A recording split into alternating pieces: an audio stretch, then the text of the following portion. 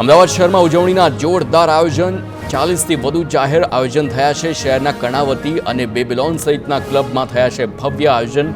તો કર્ણાવતીમાં ગોવાનું sunburn DJ group લોકોને મોજ કરાવશે। ક્લબમાં 4000થી વધુ લોકો ઝૂમશે। તાજ, નોવોટેલ અને બ્રાઇડ જેવી હોટલોમાં પણ ભવ્ય આયોજન। નવા વર્ષની ઉજવણીમાં ભાન ભૂલીને શાન પોલીસ ઠેકાણે લાવશે। અમદાવાદમાં નશાકારક પદાર્થોનું સેવન કરતા લોકોને અટકાવવા પોલીસ સતર્ક। પોલીસ આજે આખી રાત રસ્તા પર જોવા મળશે। નશીલા પદાર્થો શહેરમાં ઘુસાડવામાં ન આવે તે માટે ચેકપોસ્ટ કાર્યરત છે। 500 બોડી વોર્ન કેમેરા તેના માધ્યમથી સ્થિતિ પર રખાઈ રહી છે નજર।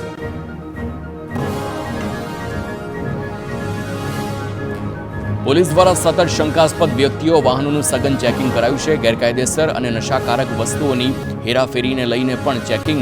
CG road, SG highway, Sindhu Bhavan road તેમજ રિવરફ્રન્ટ પર round the clock patrolling.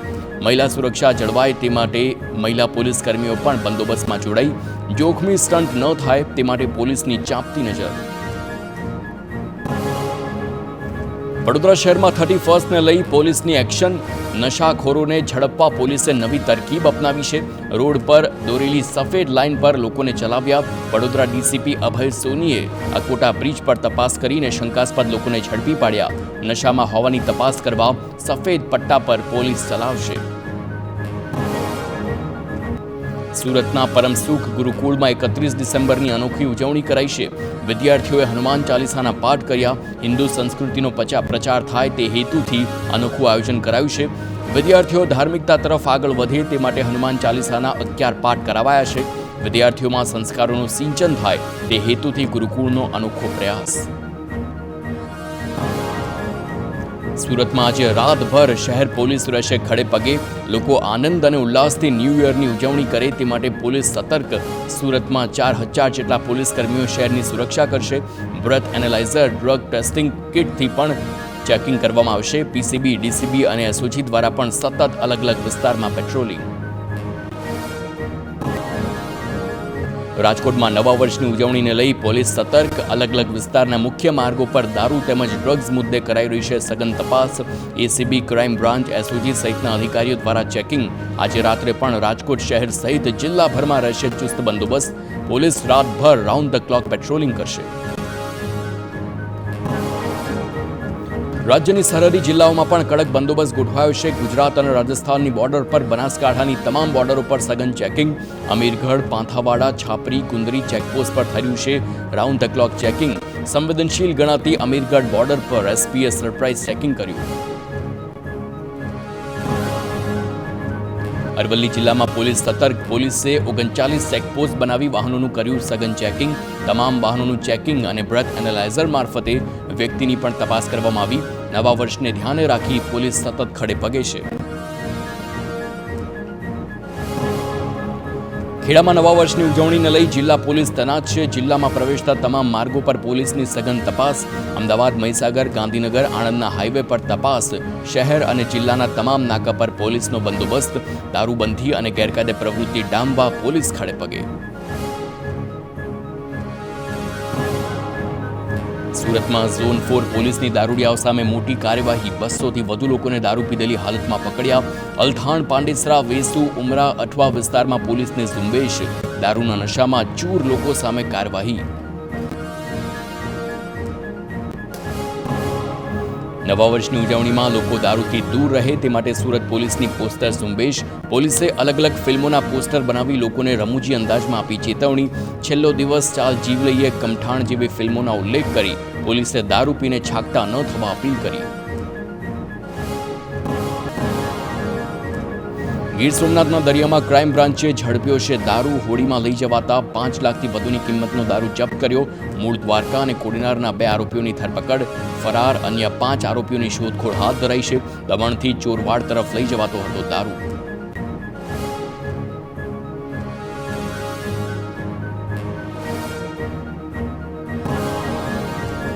Daman દીવના સાંસદ ઉમેશ પટેલ આવ્યા પર્યટકોની વહારે।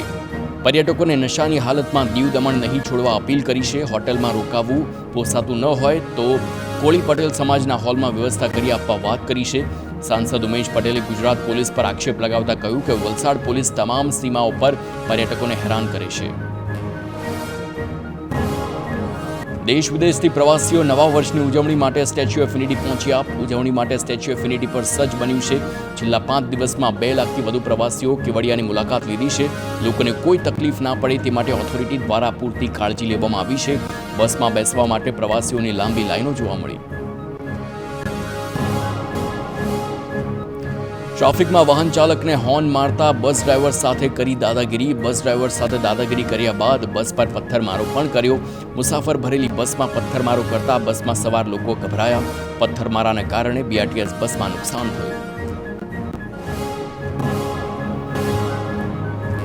રાજ્યમાં આગામી 5 દિવસ 2 થી 3 ડિગ્રી તાપમાન વધશે. સાથે જ ઉત્તર પૂર્વ તરફના પવનો યથાવત રહેશે. નલિયામાં લઘુત્તમ તાપમાન 6 ડિગ્રી નોંધાયું છે. હવામાન વિભાગે જાહેર કરી છે આગાહી. મહીસાગરના લુણાવાડામાં કેનાલમાં પાણી ખેતરમાં ફરી વળ્યા છે.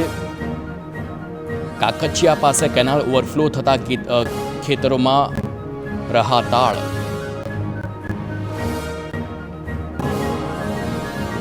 મોરબીના હળવદમાં યુરિયા ખાતર માટે ખેડૂતોનો હોબાળો. નર્મદા ખેડૂત સહાય કેન્દ્ર પર પૂરતા પ્રમાણમાં ખાતર નહીં મળતું હોવાના આક્ષેપ છે.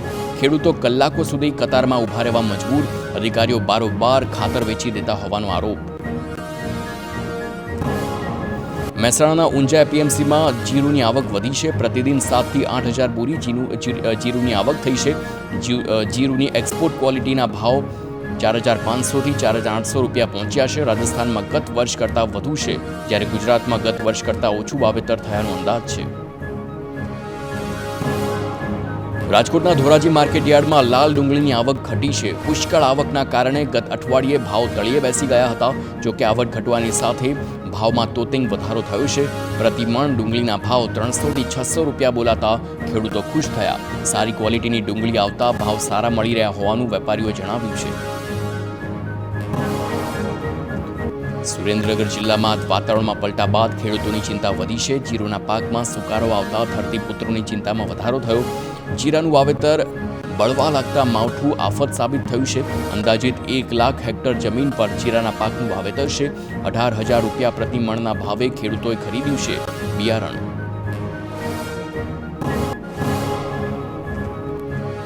અમદાવાદમાં ટેનિસ કોર્ટમાં ડીજે પાર્ટી કરવાનો જે મામલો છે તે અંગે નિવેદન લેવામાં આવ્યા. સમ્રાટ એજન્સી ટેનિસ કોર્ટમાં જીમનું કરે છે આયોજન અને ઇવેન્ટ મનપાની પરવાનગી વગર યોજાઈ હતી. સમ્રાટ જીમને નોટિસ આપી પેનલ્ટી વસૂલવા આદેશ કરાયો. તો તપાસ બાદ સમ્રાટ જીમ એજન્સી થઈ શકે છે બ્લેકલિસ્ટ.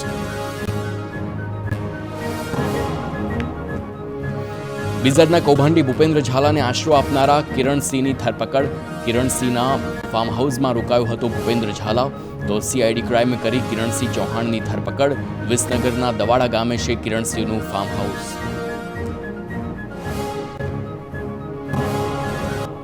અરવલ્લીના ભિલોડામાં બીઝેડની ઓફિસમાં સીઆઈડીની તપાસ. ઓફિસનું તાળું તોડીને પ્રવેશી સીઆઈડીની ટીમ સીસીટીવી કેમેરાનું ડીવીઆર, બાયોમેટ્રિક એડવાન્સ મશીન માહિતી અને એટેન્ડન્સ મશીનની જે વિગતો છે તેને પણ લીધી છે. ભૂપેન્દ્રસિંહની ધરપકડ બાદ તપાસનો ધમધમાટ. બીઝેડ ગ્રુપ બાદ સાબરકાંઠામાં વધુ એક કૌભાંડની આશંકા. મિષ્ટાન ફૂડ્સ ગ્રુપ સામે સેબીએ તપાસ હાથ ધરી. 100 કરોડથી વધુ કૌભાંડ થયાની આશંકા છે. મિષ્ટાન ફૂડ્સ ગ્રુપના નાણાકીય વ્યવહાર અંગે તપાસ. બિલ સહિત ટેક્સની ખોટી વિગતો આપી કૌભાંડ આચર્યાની આશંકા. અગાઉ મિષ્ટાન ગ્રુપના ભાગીદારો સામે છેતરપિંડીની ફરિયાદ થઈ હતી. રાજકોટના શાપરમાં આરોગ્ય કેન્દ્રમાં તાપણું કરવા બદલ 2 કરાર આધારિત કર્મચારીને કરાયા છે ટર્મિનેટ. 2 કાયમી કર્મચારીઓના કારણે તેમને કારણદર્શક નોટિસ ફટકારાઈ છે. તપાસ અધિકારીના પ્રાથમિક રિપોર્ટમાં બેદરકારી ખુલતા કાર્યવાહી કરવામાં આવી.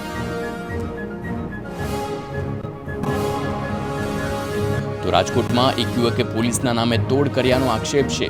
પોલીસના નામે તોડ કરતા યુવકના સીસીટીવી ફૂટેજ સામે આવ્યા. હોટલમાં જઈ દંપતી પાસે 31,000નો તોડ કર્યાનો આક્ષેપ છે. દંપતીને હેરાન કરી રૂપિયા પડાવી લીધાના આક્ષેપ થતા પોલીસે તપાસ હાથ ધરી. યુવક કોણ છે અને કયા હેતુથી હોટલમાં ગયો તેની તપાસ હાથ ધરાઈ. અમદાવાદના વિરમગામથી પ્રતિબંધિત ચાઇનીઝ દોરી ઝડપાઈ છે. શેરેશ્વર દરવાજા અને ભુજવા ગામ પાસેથી ચાઇનીઝ દોરીની 58 રીલ સાથે 2 શખ્સોની ધરપકડ.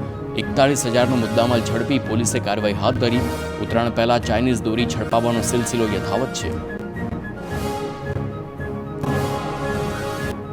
સાયબર ફ્રોડના વધતા કેસો વચ્ચે ગુજરાત પોલીસની કાર્યવાહી. ચાલુ વર્ષમાં કરોડો રૂપિયા રિકવર કરી અરજદારને પરત અપાયા. પોલીસે ચાલુ વર્ષમાં 108 કરોડની રકમ રિકવર કરી ફરિયાદીઓને પરત સોંપી છે. ઉપરાંત 285 કરોડની રકમ ફ્રીઝ કરી જે રિકવર કરાશે. રાજ્યભરની 40,000 જેટલી અરજીઓ લોક અદાલતમાં રજૂ કરવામાં આવી. વડોદરામાં હિંચકા પર ટાઈ પહેરીને રમતું બાળક તેનું કરુણ મોત થયું છે. 10 વર્ષીય રચિત પટેલના ગળે ટાઈ વીંટાઈ જતા ફાંસો લગાવવાથી મોત નીપજ્યું છે. ઘરની બહાર લગાવેલા હિંચકામાં બાળક રમતું હતું. પિતાની નજર પડતા બાળકને હિંચકામાંથી ઉતારી હોસ્પિટલ ખસેડાતા મૃત જાહેર કરાયો. માસૂમના મોતથી પરિવારના માથે આભ તૂટી પડ્યા જેવી સ્થિતિ છે. 20 વર્ષની રાહ જોયા બાદ દંપતી તેમના ઘરે સંતાનનો જન્મ થયો હતો. બાળકના મૃતદેહને પોસ્ટમોર્ટમ માટે એસએસજી હોસ્પિટલ ખસેડાયો હતો. પોલીસે અકસ્માતે મોતનો ગુનો નોંધી તપાસ હાથ ધરી છે.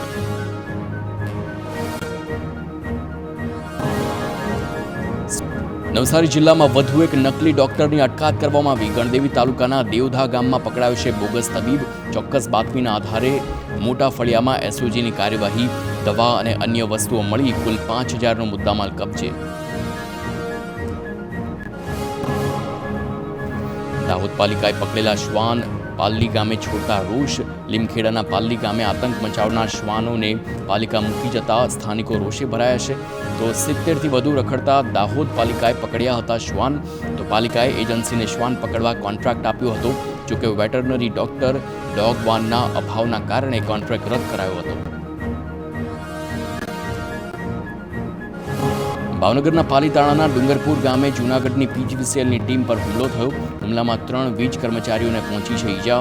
જૂનાગઢ, ભાવનગર અને ભુજની ટીમો તપાસ કરવા ગઈ હતી ત્યારે તેમના પર કેટલાક શખ્સોએ હથિયારથી હુમલો કર્યો. પોલીસે કાર્યવાહી હાથ ધરી. વિદ્યા સહાયકો માટે વયમર્યાદા વધારવાની માંગ સાથે 100થી 150 જેટલા ઉમેદવારો ગાંધીનગર પહોંચ્યા.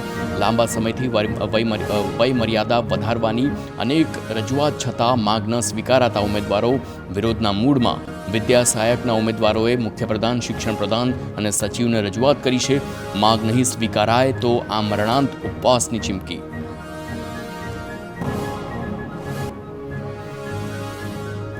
મહીસાગરમાં ફરી એકવાર TV9ના અહેવાલની થઈ છે ધારદાર અસર. મોટા ખાનપુર પાસે પાણી પુરવઠાની પાઇપલાઇનમાં થોડા દિવસ અગાઉ સર્જાયું હતું ભંગાણ, જેનાથી વેડફાતા પાણીનો અહેવાલ TV9 પર પ્રસારિત થતાં તાત્કાલિક નવો વાલ લગાવાયો અને પાઇપલાઇન પણ રિપેર કરાઈ.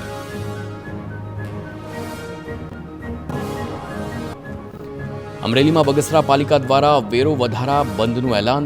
ચેમ્બર ઓફ કોમર્સે બંધનું એલાન આપતા બજારો સજ્જડ બંધ જોવા મળી. વેપારીઓએ ધંધા રોજગાર સજ્જડ બંધ રાખી વિરોધ વ્યક્ત કર્યો. પાલિકા દ્વારા 700 રૂપિયાનો વેરો વધારતા રોષ ફેલાયો.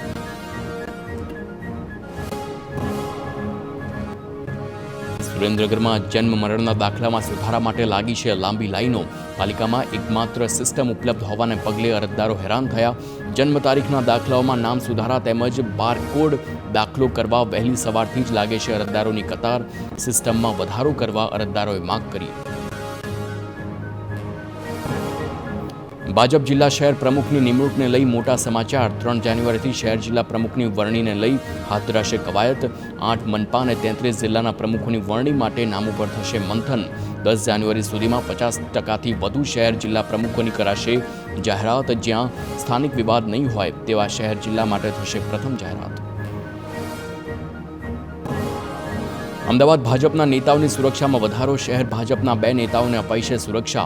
એલિસ બ્રિજના ધારાસભ્ય અને શહેર અધ્યક્ષ અમિત શાહને અપાઈ છે સુરક્ષા, જ્યારે બીજેપી નેતા અને શહેર મહામંત્રી ભૂષણ ભટ્ટને અપાયું છે પોલીસ રક્ષણ. બંને નેતાઓ ગેરકાયદેસર બાંધકામ અને દબાણ સામે લડી રહ્યા છે રમત. મહેસાણામાં ઊંઝા એપીએમસીની ચૂંટણી બાદ પત્રિકા વોરનો મુદ્દો ગરમાયો છે. ઊંઝા ભાજપના કાર્યકરે પોલીસ મથકે અરજી કરી. પત્રિકા છપાવનાર અને વાયરલ કરનાર સામે કાર્યવાહીની માંગ. ઊંઝા ભાજપની છબી ખરડવાની વાતો પત્રિકામાં કર્યાનો આક્ષેપ છે. પત્રિકામાં વિવિધ આક્ષેપોના કારણે સ્થાનિક કક્ષાએ રાજકારણ ગરમાયું.